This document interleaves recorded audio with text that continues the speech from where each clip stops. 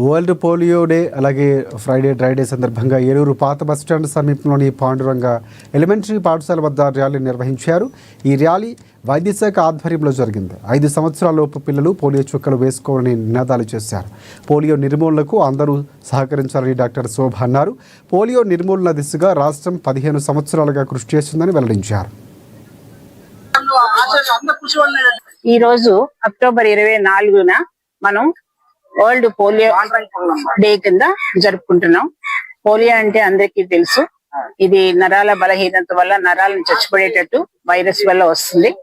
So దీని వల్ల మనం దీన్ని వ్యాక్సిన్ ద్వారా అరికట్టచ్చు, 100% కూడా మనం అరికట్టచ్చు. సో మన దగ్గర భారతదేశంలో 2014లో మనకి లాస్ట్ కేసు వచ్చింది. మన ఆంధ్రప్రదేశ్ లో 2008లో లాస్ట్ కేసు రిపోర్ట్ చేయబడింది. అప్పటి నుంచి కూడా మనం పోలియో లేదు.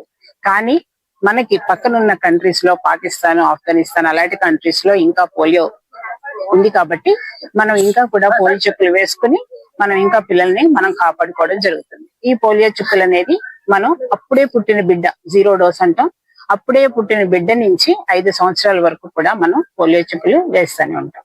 సో అప్పుడే పుట్టిన బిడ్డకి ఏ హాస్పిటల్లో డెలివరీ అయితే ఆ హాస్పిటల్లో పోలియో చుక్కలు వేయడం జరుగుతుంది. దాంతో పాటు